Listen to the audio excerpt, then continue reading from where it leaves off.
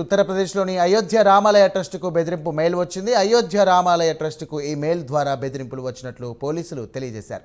దీనిపై దర్యాప్తు చేసినటువంటి పోలీసులు తమిళనాడుకు చెందిన ఓ వ్యక్తి నుంచి ట్రస్టుకు ఈ మెయిల్ వచ్చిందని గుర్తించారు. ఇంగ్లీష్ భాషలో ఈ మెయిల్ ఉన్నట్లు అధికారులు వెల్లడించారు.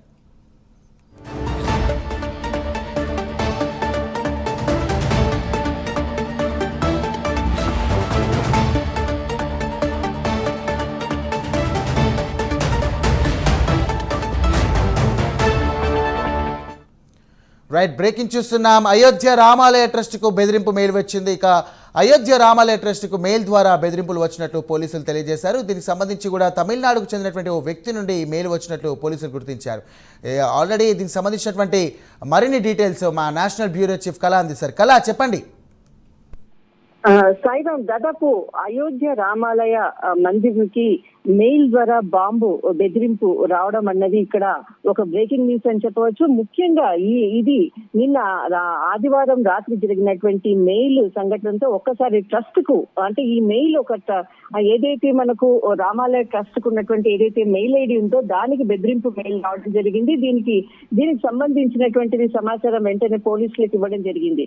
కానీ ఎక్కడా కూడా ఆలయానికి సంబంధించినటువంటి అధికారికంగా ఈ విషయాన్ని ఎక్కడ బయట ప్రకటించలేదు. తర్వాత అంటే దీనికి సంబంధించినదంతా కూడా కొంత మ్యాటర్ కాన్ఫిడెన్స్ గా పెట్టడం అన్నది ఇక్కడ ఒక ముఖ్యమైనటువంటి అంశం. అయితే గత కొన్ని రోజుల నుంచి కూడా, అంటే గతంలో మనకు కొన్ని రోజుల క్రితము ఏదైతే ఖలిస్తాన్ ఉగ్రవాదులకు సంబంధించినటువంటిది కూడా గుర్పత్వంత్ సింగ్ పన్నన్ కూడా గతంలో కూడా ఒక వీడియో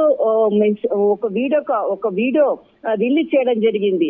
రామాలయ మందిర్ని అంటే బాంబుతో మేము త్వరలోనే పేలుస్తామంటూ కూడా ఒక వీడియో మెసేజ్ కూడా ఇవ్వడం జరిగింది. దానిపై కూడా గతంలో చాలా సెక్యూరిటీని కూడా పెంచారు.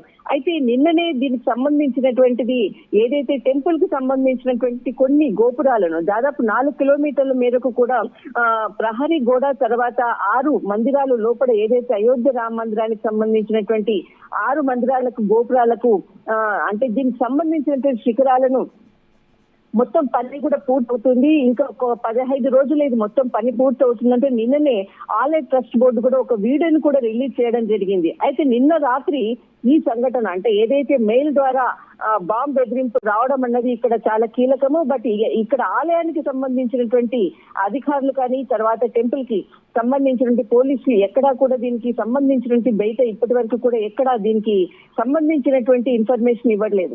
అయితే ముఖ్యంగా గత ఖలిస్తాన్ ఉగ్రవాదులు చేసినటువంటి వీడియో దానితో అప్పటి నుంచి కూడా అయోధ్య చుట్టూరా కూడా మనకు సిఆర్పిఎఫ్ బలగాలు అనుకోవచ్చు, తర్వాత సీసీటీవీ ఫుటేజ్, అంటే సీసీటీవీకి సంబంధించినటువంటి కెమెరాలు, తర్వాత టెర్రరిస్ట్ స్క్వాడ్లతో కూడినటువంటి యాంటీ టెర్రరిస్ట్ స్క్వాడ్స్ తో కూడినటువంటి సాయుధ బలగాలను అన్నిటిని కూడా మోహరించారు. హై సెక్యూరిటీతో ఉన్నటువంటిది అయోధ్య టెంపుల్.